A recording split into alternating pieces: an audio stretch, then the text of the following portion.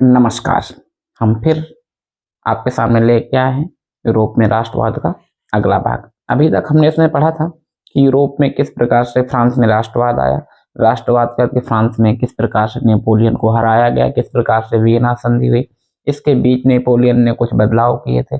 जब फ्रांस में क्रांति के बाद कुछ बदलाव आ चुके थे, कौन कौन से बदलाव आए थे, कैसे उस बदलावों की या फ्रांस की क्रांति की वजह के कारण कौन कौन से चीजें बने। इसके बाद हमने पढ़ा था कि जो ऑस्ट्रिया थी वियना संधि के तहत जिसकी मुख्य रूप से सेवा शर्तें जो लागू की थी वो लागू करी थी किसने? Charles Metternich. ये चार्ल्स मेटरनिख कौन था, कहाँ से आया, किस देश का शासक था और वियना की संधि में इसका क्या रोल था और बाद में ये कैसा शासक था, आज हमें इसके बारे में पढ़ना है। इसने कैसे बदलाव किए, कैसे क्या चीजें करें, इसके बारे में जानते हैं आज हम कि ये था कौन। हम सबसे पहले देखते हैं कि चार्ल्स मेटरनिख। तो चार्ल्स मेटरनिख क्या था? एक देश आपको कल बताए थे, एक देश था ऑस्ट्रिया। तो ये क्या था? ऑस्ट्रिया का चांसलर था। चांसलर मतलब क्या होता है? जैसे हमारे देश के प्रमुख राष्ट्रपति प्रधानमंत्री मान लिया जाए, वैसे ही ऑस्ट्रिया का प्रमुख, यानी एक तरीके से उस समय ऑस्ट्रिया को चलाने वाला या ऑस्ट्रिया का सर्वेसर्वा था। ऑस्ट्रिया का सर्वेसर्वा था इसी जिसका नाम क्या है? चांसलर। वहां के प्रमुख पद को, प्रमुख को क्या बोलते हैं? ऑस्ट्रिया का चांसलर। इसने क्या किया था? इसने कहा कि मैं एक नई व्यवस्था लेके आऊंगा। जो चार्ल्स मेटरनिख था इसने कहा कि मैं ऑस्ट्रिया में एक नई व्यवस्था लेके आऊंगा। नई व्यवस्था का मतलब कुछ नहीं था, उन्हीं पुरानी परंपराओं को इसने कहा है जो नेपोलियन के पहले जो चल रहे थे, जिनको नेपोलियन ने आके खत्म कर दिया था, उन्हीं पुरानी परंपराओं को फिर से लागू करने को इसने क्या कह दिया कि मैं नई व्यवस्थाएं लेकर आ रहा हूं। इसने क्या कहा कि शासन करो, शासन पर किसी भी प्रकार का परिवर्तन नहीं होने दो। ये एक प्रकार का कैसा स्वेच्छाचारी राजा था। स्वेच्छाचारी मतलब क्या? सिर्फ अपनी चलाने वाला और किसी से कोई मतलब नहीं, घोर प्रतिक्रियावादी था। यानी ये कहता था किसी भी चीज में बदलाव ना होने दो। एक नंबर का निरंकुश शासक था जो चार्ल्स मेटरनिख था। एक नंबर का कह दिया जाए बिल्कुल खच्चर था। हाँ, कि किसी प्रकार निरंकुश था। ये कहता था क्रांतिकारियों को कभी आगे मत बढ़ने दो, अगर कहीं क्रांति हो रही तो उनको दबा दो। कोई विद्यार्थी अगर कहीं पे ज्यादा आंदोलन कर रहा है तो उसको उसी स्कूल में जाके मरवा देता था। कोई किसान, इसने क्या किया? इसने कई सारे बदलाव कर दिए। बदलाव क्या किए? इसी वजह से अगर आप देखेंगे ऑस्ट्रिया की संधि कब हुई थी? 1800। वियना की संधि 1815 से लेके 1848 तक के युग को क्या कहा जाता है? मेटरनिख युग। मेटरनिख युग तो क्या कर लीजिएगा? Charles Metternich. मेटरनिख युग कहा गया 1815 तक। इसने अपने इतना कंट्रोल करके रखा, इतना कंट्रोल करके रखा कि कहीं भी क्रांति होने से पहले उसको दबाने का प्रयास करता। उसको पता था कि अगर फ्रांस के लोग फिर से वो हुए, इस वजह से इसकी एक बात बहुत ज्यादा फेमस हुई। इसने कहा था कि फ्रांस अगर छींकता भी है ना तो पूरे यूरोप को जुकाम हो जाता है। ये जानता था कि फ्रांस के लोग ऐसे हैं कि अगर एक बार वो हो गए तो फिर से तख्ता पलट कर सकते हैं। लेकिन ये फ्रांस का नहीं, कहाँ का शासक था? ऑस्ट्रिया का। और ऑस्ट्रिया के साथ साथ इसने जब वो हुआ था जिन पर कब्जा कर रखा था नेपोलियन ने, इटली, और इटली के साथ साथ जर्मनी, तो उन दोनों पे भी कब्जा कौन जमाए हुए था? Charles Metternich. हुआ क्या? इसने क्या किया? अखबार, पुस्तक, नाटक, इन सारी चीजों पर सेंसरशिप लगा दी। अखबार, पुस्तक और नाटक, इन सब पर सेंसरशिप लगा दी। सेंसरशिप मतलब रोक लगा दिया कि जो मैं कहूंगा वही छपेगा। मेरे खिलाफ कुछ भी अगर छापने की कोशिश की तो पूरा अखबार तुम्हारा क्या होगा? हड़प लिया जाएगा। पूरी मशीनें, सारी चीजें तुमसे छीन ली जाएंगी और तुमको जेल में डाल दिया जाएगा और तुमको मृत्यु की सजा दे दी जाएगी। ये काम था चार्ल्स मेटरनिख का। काफी समय तक ये ऐसा काम करता, लेकिन अगर देखा जाए तो कहते नहीं, एक ना एक दिन घमंड तो रावण का नहीं टीका, तो तुम तो इंसान ही थे। हुआ क्या? धीरे धीरे करके ये सारी चीजें करने में कामयाब तो रहा, लेकिन पूरी तरीके से क्रांतियों को रोकने में असफल रहा। स्कूल कॉलेजों पर इसने निगरानी भी लगाई थी, उसके बावजूद बहुत सारे लोग जगहों पर ये पूरी तरीके से कंट्रोल नहीं कर पाया। धीरे धीरे करके क्रांति की आग क्या हुई? भड़कने लगी। हुआ क्या? जो इटली 3 हिस्सों में बटा हुआ था उसमें एक व्यक्ति आता है जो इटली जिसपे इसने कब्जा किया हुआ था। इसने क्या कहा था? किसी को एक मत होने दे। इस वजह से जर्मनी को भी इसने क्या रखा था? अलग ही रखा था। जो उसके 38 के 38 भाग थे उसको भी अलग रखा था, और जो इटली था वो 3 भागों में बटा हुआ था। लेकिन इटली में एक व्यक्ति था जो एक तरीके से इन सारी चीजों पर नजर रखे थे। उस व्यक्ति का नाम क्या था? मेजनी। मेजनी ने क्या किया था? किसी प्रकार से इन सारी चीजों से वो बिना वो डरे हुए इन सारी चीजों पर ध्यान रखा था। और इसने क्या किया? लोगों को जागृत किया और इटली में एक नए संघ की स्थापना की। इटली में एक अपना अलग एक संघ बनाया जिसका नाम क्या रखा? Young Italy. और वो यूरोप भी गया, जहां यूरोप में उसने एक नया संघ बनाया, यंग यूरोप। ये क्वेश्चन पूछता है, कई बार पूछा गया है हाई स्कूल के विद्यार्थियों में कि यंग इटली और यंग यूरोप की स्थापना किसने की थी? तो किसने की थी? जोसेफ मेजनी ने की थी यंग इटली और यंग यूरोप की स्थापना। इसी वजह से अगर देखेंगे 1830 के बाद से जब इसने किया, तो 1830 से लेके 1830 से 1848 तक के युग को क्या कहते हैं? क्रांतियों का युग। इसको क्या बोलते हैं? क्रांतियों का युग। 1830 से 1848 तक के युग को क्रांतियों का युग। जोसेफ मेजनी, जिसने इटली का एकीकरण करने की कोशिश की। जैसे अभी हम लोग आगे पढ़ेंगे कि जर्मनी का एकीकरण किसने किया, बाद में भारत का एकीकरण किया, जब भारत का राष्ट्रवाद आगे आने वाले पाठों में हम पढ़ने वाले हैं। इन सारी चीजों को करने में वो कामयाब पूरी तरीके से नहीं। इतना सारा सख्त करने के बावजूद भी जो चार्ल्स मेटरनिख था कामयाब नहीं हुआ। 1848 में लोग इसके विरोध पर उतर आए। पूरे ऑस्ट्रिया के शहर वीना पूरी तरीके से क्या हुआ? इसके विरोध पर उतर आया। और जब विरोध पर उतर आया तो फाइनली हुआ क्या? इसको वहां से भागना पड़ा। और इसने क्या किया? ये 1848 में इटली ये ऑस्ट्रिया छोड़कर भाग गया। कहां भाग गया? इंग्लैंड। इसको पता था, इसने अपने पद से त्यागपत्र दिया और छोड़कर चला गया। तो ये थी चार्ल्स मेटरनिख द्वारा किए गए कार्य। इसने कौन कौन से कार्य किए? सबसे पहले तो ये क्या था? एक तरीके का स्वेच्छाचारी था। स्वेच्छाचारी के साथ साथ निरंकुश शासक था। अखबारों और इन पर सेंसरशिप लगा दी थी। विद्यार्थियों, किसानों, सब पर नजर रखने का काम कर लिया था। इसके बावजूद क्या हुआ? सब पर नजर नहीं रख पाया। धीरे धीरे करके हुआ क्या? मेजनी नामक व्यक्ति ने यंग इटली और यंग यूरोप की स्थापना करके इटली में क्रांति की। इटली में क्रांति 1848 तक इतना विद्रोह भड़क गया कि इसको फाइनली अपने उससे इस्तीफा देकर भागना पड़ा। क्योंकि अगर वहां रुकता तो जिस प्रकार लुई 16वां का हाल हुआ था, फ्रांस के लोगों ने किया था, वैसा ही हाल इसका होता। अब बात आती है फ्रांस की। फ्रांस में हुआ क्या? आप पहले भी पढ़ चुके थे कि जो आपका रूढ़िवाद लागू किया था इन लोगों ने फ्रांस में। रूढ़िवाद का मतलब क्या था? कि फिर से उन्हीं दलों को वापस से बिठा देना। जैसे रूढ़ियां मतलब जो पुरानी परंपराएं होती हैं, उन्हीं को लेकर जब हम आते हैं तो उसी को हम क्या कह देते हैं? रूढ़िवाद कह देते हैं। तो वहां पे शासक कौन बना हुआ था? वही था बूर्बो वंश का राजा। बूर्बो वंश का राजा कौन बैठा हुआ था? वहां पे बैठा हुआ था लुई 18वां। यही बैठा था 1815 में, लुई 18वां। लुई 18वां जो था वो लुई 16वां के तरीके बेवकूफ नहीं था। ये होशियार राजा था। होशियार कैसे? इसने क्या किया? इसको पता था कि अगर कल को फिर भी मैं अपने जो मेरे पूर्वज थे उनके जैसे कार्य करूंगा तो यही खामियाजा मुझको भी भुगतना पड़ेगा। तो लुई 18वां ने क्या किया था? आपस में गरीब और अमीर लोगों के बीच दोनों में सामंजस्य बिठा के रखा था उसने। सामंजस्य कैसा? मतलब ऐसी चीजें की थी उसने कि जिससे दोनों को एक समान चीजें उसने वितरित कराई। सारी चीजों की सुविधाएं जो दी थी, ऐसा नहीं कि किसी उच्च वर्ग को ज्यादा सुविधाएं दे दे, निम्न वर्ग को कम दे, या किसी वर्ग विशेष को ज्यादा कर दे, ऐसा उसने कुछ नहीं किया था। सबको एक समान करके रखा था। इस वजह से लोग वहां के फ्रांस के लुई 18वां के शासन काल से खुश थे। लेकिन यहाँ पे एक घटना घट जाती है। इसने क्या किया? इसने कई सारे संवैधानिक सुधार भी कर दिए, लेकिन होता क्या है? एक घटना घटती है। जो लुई 18वां था इसकी डेथ हो जाती है 1824 में।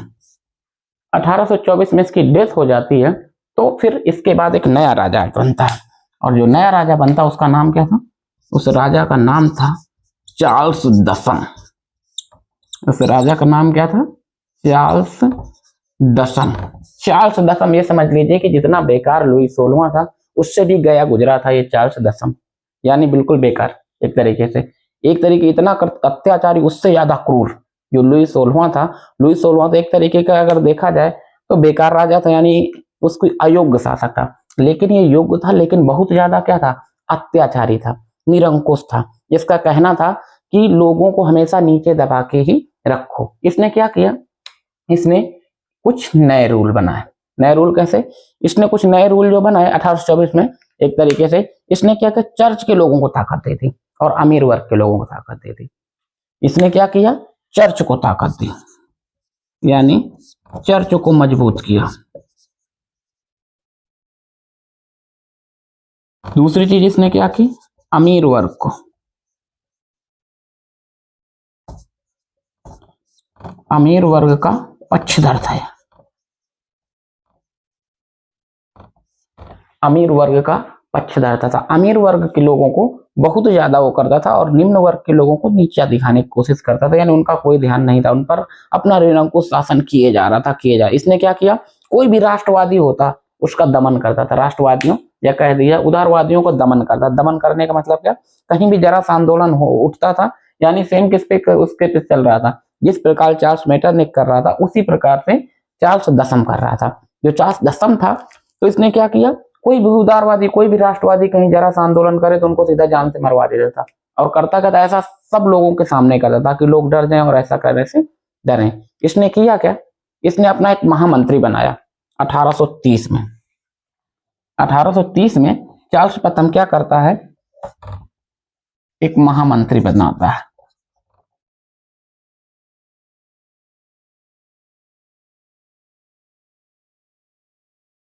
महामंत्री बनाता है। महामंत्री का नाम क्या होता है, पोलिंगनेक। महामंत्री का नाम क्या रखा है, नाम रखा क्या है, उसका नाम ही था पोलिंगनेक। जो पोलिंगनेक महामंत्री था, इसने क्या किए, 4 अध्यादेश पारित किए। अध्यादेश क्या होते हैं, अध्यादेश होते हैं एक प्रकार के कानून। 4 अध्यादेश पारित किए। वो चारों अध्यादेश क्या थे, निम्न वर्ग के लोगों के खिलाफ थे, जो चारों अध्यादेश थे। अब इससे क्या हुई, फ्रांस की जनता भड़क गई। फ्रांस की जनता ने क्या किया, इसने अध्यादेश कब पारित किया, 26 जुलाई को, 26 जुलाई ने सॉरी 25 जुलाई को अध्यादेश इसने पारित किया। और ये 26 जुलाई को बात पता चल गई फ्रांस के लोगों को, एक अध्यादेश आ रहा है जिसमें हम लोगों के लिए बहुत ज्यादा समस्या है, मतलब हम लोगों को उसमें कोई वो नहीं, सारी चीजें जो है अमीर वर्ग के लोगों की, हमारा और ज्यादा शोषण हो जाएगा। इसने अखबार और भाषण पर भी प्रतिबंध लगा दिए, कहीं भी कोई भी अखबार नहीं छपेगा, कहीं भी कोई भाषण नहीं देगा। अगर कोई भाषण देता हुआ पाया गया तो उसको या तो जेल में डाल देता था या क्या करता था, उसको मरवा देता था। तो इसने क्या किया था, अखबार और भाषण पर भी रोक लगा दी थी कि कोई भी अखबार और भाषण पर प्रतिबंध था। अब 25 जुलाई को जो अध्यादेश लेके आया पोलिंगनेक, तो हुआ क्या, 26 जुलाई, 26 जुलाई, इसे फ्रांस की जुलाई क्रांति के नाम से भी जानते हैं। अभी हम समझे कि जुलाई क्रांति क्यों, जुलाई क्रांति क्या है या जुलाई क्रांति का 26 जुलाई को फ्रांस के लोग टोटल पेरिस की सड़कों पर आ गए। और 26 जुलाई की पूरी रात, यानी 26 जुलाई की पूरी रात, जो कहते हैं पेरिस शहर था फ्रांस के जो इस समय राजधानी है, तो पेरिस शहर की सड़कें पूरी रात इन्हीं के नारों से गूंजती रही, फ्रांसीसियों के नारे से। ऐसा नहीं था कि उसमें केवल कोई एक वर्ग था, उसमें पूरे विद्यार्थी, किसान, हर वर्ग का लोग जो था, महिलाएं, बच्चे, सब आके 26 जुलाई को पूरी तरीके से फ्रांस की सड़कों को घेरे हुए थे। और फिर हुआ क्या, 27 जुलाई से लेके 29 जुलाई तक, 27 जुलाई से 29 जुलाई तक, ये बात कब की है, 1830 की। 27 जुलाई से 29 जुलाई तक संघर्ष हुआ किसमें, चार्ल्स दसम और फ्रांस की जनता में। और फाइनली रिजल्ट निकल के क्या आया, फाइनली चार्ल्स दसम भी अपने पद से इस्तीफा देके कहां भाग जाएगा, जहां एक तरीके जिसके उसके नियमों के अनुसार चल रहा था, चार्ल्स मेटरनिख। चार्ल्स मेटरनिख कहां भाग के गया था, इंग्लैंड। तो चार्ल्स दसम भी कहां चला गया, इंग्लैंड भागकर चला गया। जब इंग्लैंड भागकर चला गया तो हुआ क्या, 27 के बाद 30 जुलाई 1830 को एक नया राजा बनता है। एक तरीके से राजतंत्र भी खत्म नहीं हुआ, और 30 जुलाई को जो राजा बनता है उसका नाम क्या था, Louis Philippe. Louis Philippe, Louis Philippe एक नया राजा बनता है। ये कब हुआ, 30 जुलाई को जब हुआ, इसके बाद 31 जुलाई, याद रखिएगा 31 जुलाई को वो भाग जाता है। 31 जुलाई को एक नया राजा चुना जाता है, जुलाई में ही। जिसे हम लोग जुलाई क्रांति के नाम से जानते हैं। आपसे क्वेश्चन पूछा जुलाई क्रांति क्या थी, तो आप बताएंगे कि क्या था, चार्ल्स दसम के अत्याचारों से। और जब 1830 में उसके महामंत्री पोलिंगनेक ने 4 अध्यादेश पारित किए जो पूर्णतः फ्रांस के निम्न वर्ग के लोगों के खिलाफ थे, तो उन्होंने उसका विरोध करना शुरू किया। और 27 जुलाई से 29 जुलाई तक चली क्रांति, यानी चार्ल्स प्रथम और फ्रांसीसी लोगों के बीच हुई लड़ाई को ही हम लोग क्या बोलते हैं, जुलाई क्रांति के नाम से जानते हैं। उस क्रांति के बाद जो नया राजा निकल के आया था वो कौन आया था, लुई फिलिप निकल के आया था। याद रखेंगे, लुई फिलिप जो था वो ऑर्लेये वंश का था। इसमें इसका बुरो वंश से कोई लेना देना नहीं था, ना कि लुई 18वां से। अब क्वेश्चन बनता क्या है कि जो जुलाई क्रांति का प्रभाव क्या पड़ा इन सारी चीजों से। ये तो जुलाई क्रांति हो गई, फ्रांस में जुलाई क्रांति, या आपसे क्वेश्चन पूछेगा जुलाई क्रांति किस देश से संबंधित है, तो आप लोगों को बताना कि जो जुलाई क्रांति थी वो कहाँ आई थी, फ्रांस में। इसी वजह से 1824 से 1848 तक मेटरनिक था ना, और ये मेटरनिक के उसमें ही चल रहा था, तो 1830 में ये निकल गया, 1848 में वो फिर वहीं गया था। तो इसी वजह से इसने कहा था, चार्ल्स मेटरनिक ने, कि फ्रांस के लोग अगर छींकते भी हैं तो पूरे यूरोप को बुखार हो जाता है।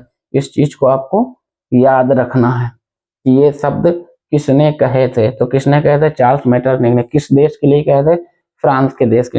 अब बात आती है कि जुलाई क्रांति का प्रभाव क्या हुआ अन्य देशों में।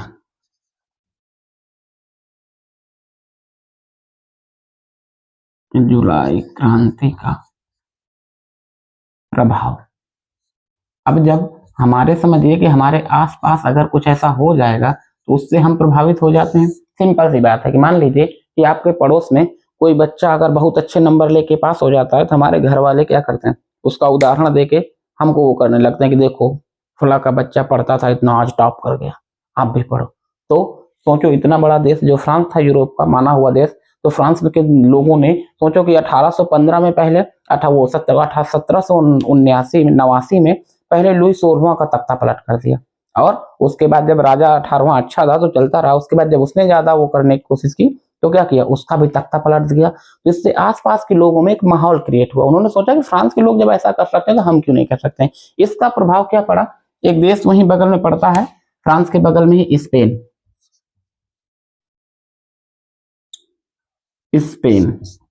स्पेन में क्या हुआ, स्पेन में भी इसका बहुत भारी प्रभाव पड़ा।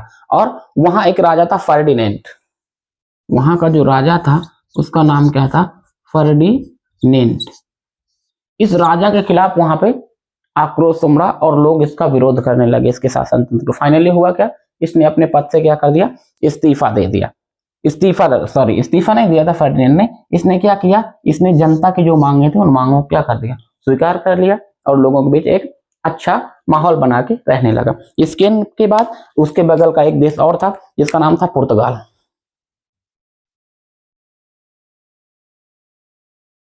पुर्तगाल में भी क्या था, राजतंत्र। उस टाइम पे ज्यादातर देशों में क्या था, राजतंत्र। राजतंत्र में भी यही हुआ कि वहां के राजा ने बाद में क्या किया, जनता की मांगे मांग ली। अब एक देश और आता है स्विट्जरलैंड। स्विट्जरलैंड में भी क्या हुआ, स्विट्जरलैंड में भी यही हुआ।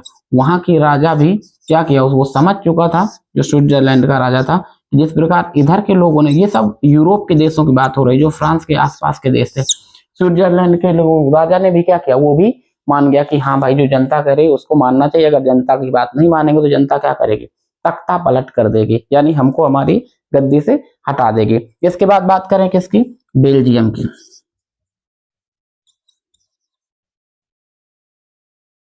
बेल्जियम उस समय नीदरलैंड के अधीन था।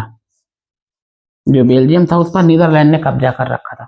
एक तरीके से पूरा शासन व्यवस्था वही देख रहा था, जिसको हम लोग एक तरीके से यूनाइटेड किंगडम के नाम से जानते थे। 3 देशों का समूह था जिसमें बेल्जियम, नीदरलैंड और उन देशों में और देशों को शामिल करके कहा जाता था। हुआ क्या, 1830 में बेल्जियम में हुआ क्या, बेल्जियम के लोगों ने, एक शहर था ब्रुसेल्स, बेल्जियम की जो वर्तमान में तत्कालीन राजधानी है ब्रुसेल्स।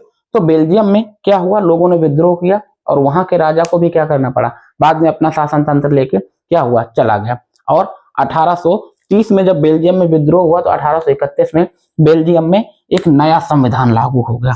1830 में यहाँ भी विद्रोह हुआ। भाई फ्रांस की क्रांति की वजह से सब 1830 की घटनाएं बताई जा रही हैं। स्पेन में क्या हुआ, पुर्तगाल में क्या हुआ, स्वीडन। 1830 में जब यहाँ पे बेल्जियम में विद्रोह हुआ तो 1831 में नया संविधान बना यहाँ का। अभी हम लोग आगे आने वाले चैप्टरों में बेल्जियम के संविधान के बारे में पढ़ेंगे। 1831 में क्या हुआ, नया संविधान बनकर तैयार हुआ। एक देश था पोलैंड, जिसमें हमने पिछली क्लास में पढ़ा था कि जब वियना संधि हुई थी, वियना संधि जब हुई थी तो उसके तहत पोलैंड पर किसको को दे दिया गया था अधिकार। जिस प्रकार ऑस्ट्रिया ने अधिकार कर लिया था इटली और जर्मनी पर, तो पोलैंड का हिस्सा किसके दे दिया गया था, पोलैंड का हिस्सा दे दिया गया था रूस का। तो वहां रूसी शासकों का शासन चल रहा था, तो पोलैंड में रूसी शासकों क्या किया गया, विरुद्ध वो किया गया और रूसी शासक उसको छोड़कर चले गए 1830 में। इसके बाद बात करें जर्मनी, इटली, यूनान, तो एक तरीके से आप जर्मनी, इटली और यूनान, इसके लिए एक अलग से वीडियो में, क्योंकि इसको इतनी आसानी से या एक छोटे से 2 मिनट के टॉपिक पर नहीं पढ़ा जा सकता, जिसमें हम पढ़ेंगे जर्मनी में किस प्रकार से गैरिबाल्डी या कहा जाए कि बिस्मार्क, ऑटो वन बिस्मार्क, इन सारी चीजों, काउंट द काउर, इनके बारे में पढ़ेंगे। इटली में किस प्रकार से जोसेफ रेज़नी का योगदान रहा, इन सारे लोगों के बारे में पूछा जाता है। और पढ़ेंगे सबसे जरूरी है कि यूनान, यूनान में किस प्रकार से ऑटोमन साम्राज्य ने कब्जा करके रखा था और कैसे उसको हटाया गया। ये पार्ट थोड़ा हमने आपसे शुरू में ही बताया था कि ये पार्ट थोड़ा बड़ा है, जिसको हम टॉपिक बाय टॉपिक लेकर चलेंगे, ताकि आपको एग्जाम के टाइम पर कोई परेशानी ना हो, आप उसी टॉपिक को देख सकें जहां से आपको ये हो कि यहाँ तक मैंने पढ़ लिया या इतना मुझको तैयार है, ये टॉपिक तैयार है, उसी टॉपिक को मैं पढ़ लूंगी। तो आप लोग ये बताइएगा मुझको कि जब 1799 में प्रमुख बनता है नेपोलियन, तो वहां का राजा बनने के बाद उसने एक कोड निकाला था जिसका नाम था नेपोलियन संहिता। नेपोलियन संहिता नेपोलियन ने किस ईयर में निकाली थी, ये जरूर बताइएगा। धन्यवाद।